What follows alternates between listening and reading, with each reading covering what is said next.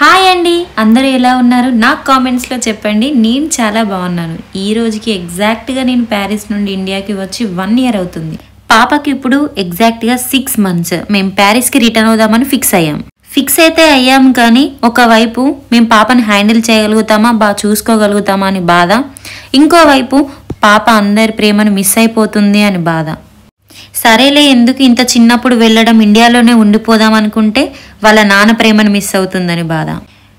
అతి కష్టంగా అందరికీ సెండ్ ఆఫ్ చెప్పేసి మేము స్టార్ట్ అయిపోతున్నాం.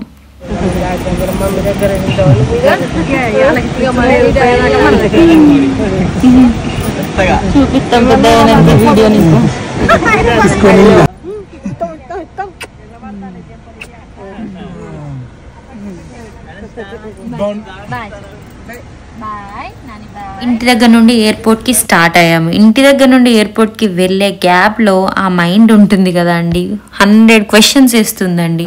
ఇప్పుడు మనం వెళ్ళకపోతే ఏంటి, ఇక్కడే ఉండిపోతే ఏంటి, అందరిని విడిచిపెట్టి వెళ్ళాలా, అక్కడికి వెళ్ళి ఎందుకు ఇంత కష్టపడి బ్రతకడం, ఇక్కడే హ్యాపీగా ఉండొచ్చు కదా, ఇలాంటి క్వశ్చన్స్ అన్నీ మైండ్లో రైజ్ అవుతూ ఉంటాయి. ఒక్కొక్కసారి మేము ఇక్కడికి వచ్చాక కూడా అనిపిస్తుంది, వెళ్ళిపోదాం, అక్కడే ఉండిపోదాం, అక్కడే సెటిల్ అయిపోదాం, ఇప్పుడే వెళ్ళిపోదాం అనే థాట్స్ వస్తాయి.